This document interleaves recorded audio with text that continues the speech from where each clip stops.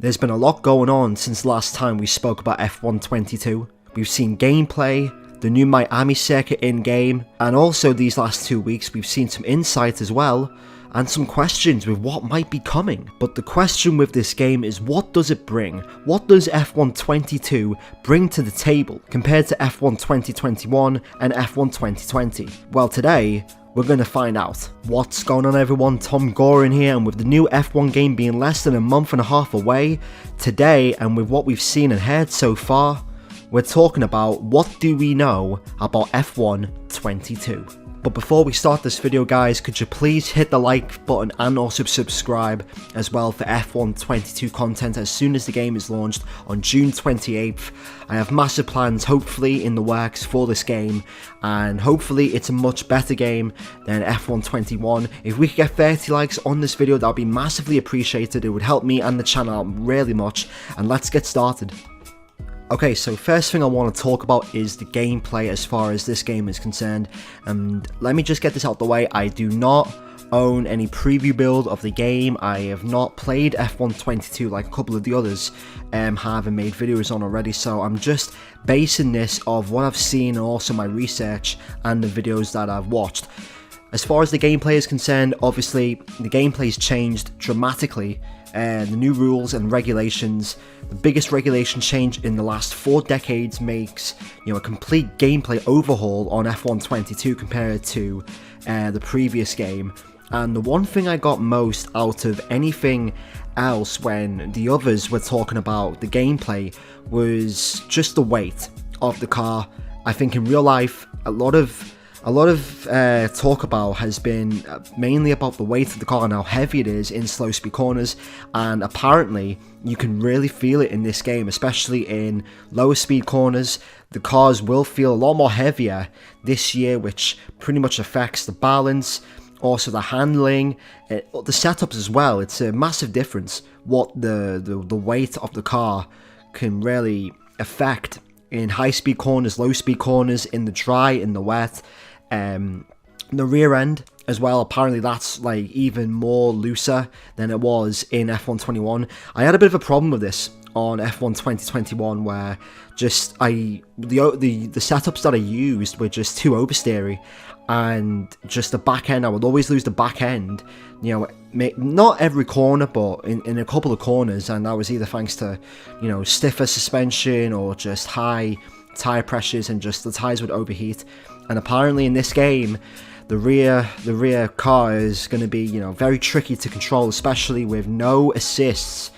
So if you're using traction control, this is going to be a really difficult game apparently, but with the right setup, I don't think this is going to be that much of an issue, I hope. But yeah, nothing really specific about what it's like in the dry or in the wet high speed corners. Apparently the tire model has changed a little bit as far as the wear, and I think early basis, I think hotter tires will make a bit of a difference. So maybe the overcut when it comes to strategy, that might be something when you're doing races. But as far as the handling is concerned, just the weight seems to be the biggest change as far as the game is concerned. Now, I did talk about this in the first reveal impressions video that I did probably 2 weeks ago.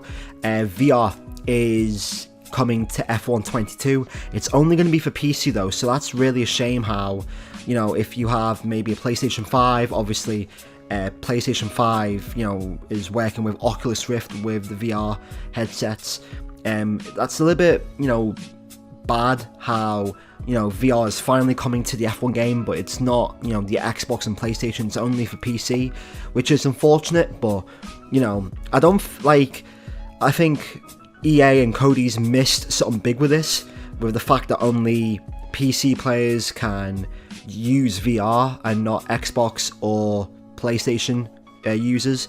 But yeah, it makes a bit of a difference as far as the realism of the game. And another thing I want to talk about when it comes to gameplay is now that they've actually replaced Jeff as the race engineer. Mark Priestley, who used to be a McLaren pit crew engineer, apparently he also used to work as a race engineer as well at his time for McLaren, is now the new race engineer for F1 22. and I'm happy. I'm happy with this. I'm not gonna lie, Jeff is he's so bad, he's good, if that makes any sense.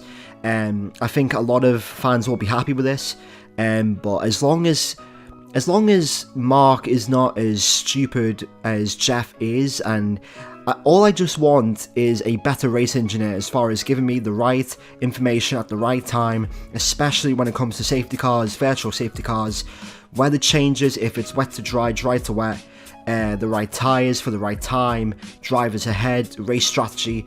I feel like Jeff was just, I could never trust Jeff, especially when it came to, picking inters or wets or changing from softs to mediums. He would always give me the wrong information, and it was just a shame. But hopefully now with this new race engineer, hopefully he's more smarter, he gives us better information, and hopefully he does his job as far as, being a race engineer. A couple more things I want to talk about when it comes to the gameplay is the new broadcast options. So in F1 22 this year, there's going to be a different setting when it comes to formation laps, pit stops, and safety cars. So there's a new mode called broadcast mode, which allows you to pretty much be, the spectate of, what happens in a Formula 1 race. So, for example, in the previous game, when a safety car comes out, you would pretty much take control of your car, pit for new tyres, and then pretty much you would be responsible for, tyre temperatures and making sure everything's fully charged and ready to go before the restart. With this new feature, you actually get to watch the AI do that for you while David Croft and the commentators pretty much take over, and it gives it more of a real life, presentation, which if that means that the game is more closer to real life, if that makes the presentation of this game much better, then I'm all for it, because I think when it comes to the single player mode, especially career mode and my team, that's going to be a massive difference. I think it's going to be more immersive as well. I'm not sure if any of the league races if any of the leagues will use this feature. I don't think so, but this is going to be a massive feature, especially for the standard driver career modes, the my team career modes. I like the different angles as well, and all I can really say is with these broadcast features, the different angles that they're using, it makes the game more closer to life. So speaking of formation laps and pit stops, the last thing I'm going to point about when it comes to the gameplay of F1 22 is now you have manual control over the pit stops and the formation laps. So what I mean by this, as you can see on the screen right now, when you're doing your formation lap, you actually have to steer your way onto your starting grid. So for example, let's say you're starting in, Mexico or 5th place. You have to manually drive your car in towards that grid slot and, park it, right. And to me, that's a massive difference, especially when it comes to league racing, because if you get it right, you've pretty much won half the start already. All you need to do is get the right revs and just get the traction away, and off you go. If you get it wrong, that's going to put you at a major disadvantage, because now you're pretty much 2 attempts back if you do it horribly wrong. And especially if it's like a narrow start, finish line where the grid's quite narrow and you have to really go in tight for your starting grid. Same with the pit stops. Apparently, it's like the difference with the formation lap and the pit stop is with the pit stop, you're not turning in, it's just you have to brake. So it's kind of like F1 2010 where you have to find the right time to, when you're coming in, brake, and if you brake too late, then that means you're going to lose time in the pit lane, kind of like it was back in 2010. I really like that feature from F1 2010 where you come in, and then if you came in too hot, then the engineer, your pit crew, would actually push you back, therefore losing you 2, 3, 4 seconds in the pit stop. Once again, these new features that they're adding makes it more closer to real life. I really like this feature where you have to manually, place your car on the starting grid, and if you don't do it correctly, you're going to be set back. Same with the pit stops as well. If you don't time it correctly, if you don't brake at the right time, if you brake too late, again, that's going to put you at a disadvantage and therefore taking a longer stop. I like that risk and reward element. I don't know if some of the drivers, especially online, will play it safe, or they'll try and risk it to get a better pit stop. But yeah, it's going to be a massive difference when it comes to gameplay. So now I'm going to end this video with just pretty much the basic information that we all know. The modes, my team, career mode, online to 2-player co-op, that's going to be making a comeback. Breaking Point is not going to be in the game, but I think it's going to be in next year's game because it's pretty much a 2-year cycle from 19 to 21 then 23. So that's going to be a thing. The game comes out 1st July, which I think was 2 weeks earlier than last year's game. However, if you pre-order F1 22, the Champions Edition, it comes out and you get to play it on June 28th. So June 28th, I think, is a Saturday? I'm not sure. Let me just go and check. So June 28th, no, that's Tuesday. That's literally the last Tuesday of June. So June 28th, pretty much 2 days, 3 days early access of the game. As far as what else they promoted, they've also promoted new My Team icons as well. So I'm very eager to see what new My Team icons are going to be in the game. Hopefully, these My Team icons can also race for other teams as well, not just your team, because it's really weird seeing, you know, Senna and, you know, Schumacher racing for your team, but like Button's not racing for McLaren or something. So that's a thing. I can't lie when I say this, the cover does look a little bit basic. I can't lie, I think the cover that they had before they announced the cover stars, the cover drivers, I think was really nice. It showed, you know, the spec 2022 car, and if you think about it, that's what this game is. It's the first game with the new regulations. This game is focused on these cars. You know, it's a gameplay game, if that makes sense. It's not a story-based game. It's not, you know, something like that. It's a gameplay game where the gameplay is the main element as far as the selling point of F1 22. The new cars, the new regulations, Miami, all these different things. But I can't lie, the cover does look basic. Charles, George, and Lando as well, and even the Champions Edition as well, that doesn't even look that good. If it looks like photoshopped.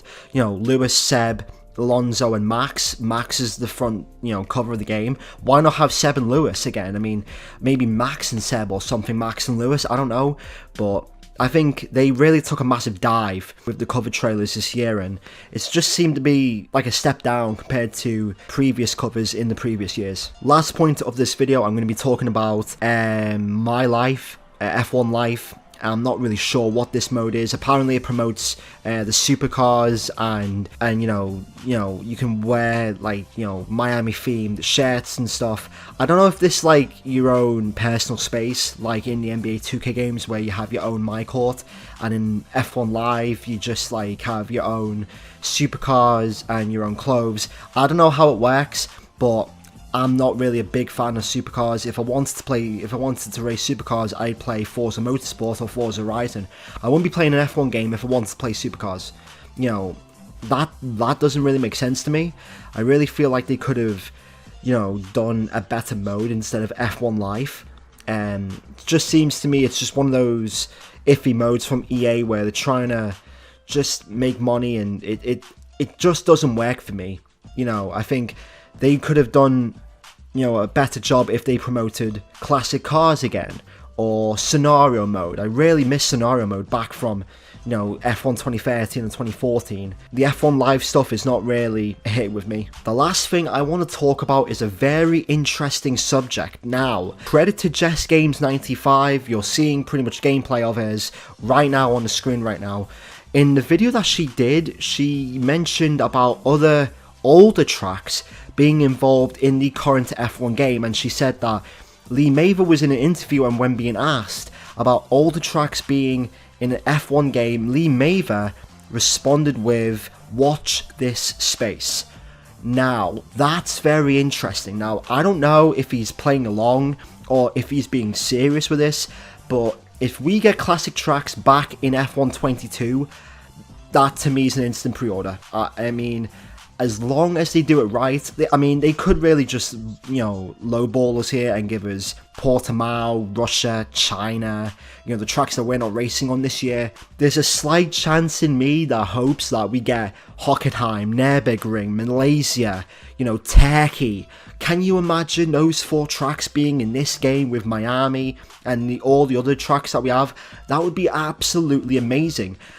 I don't think they will, but there's a slight chance, maybe a 5-10% chance that maybe they do listen to us. Maybe they add, Turkey and Nürburgring and Hockenheim, and maybe Russia, maybe as a one-off track. But at the end of the day, I really hope they don't lowball us with this information, and time will tell. But the fact that Lee Mather said watch this space when asked about older tracks being in the new game, that's interesting. So as soon as any information or any trailers come out about any classic tracks, I will let you guys know firsthand. And that's that for this What Do We Know So Far about F1 22, the game so far. A lot of interesting points, a lot of interesting thoughts coming from the gameplay that we've seen over the last week or so.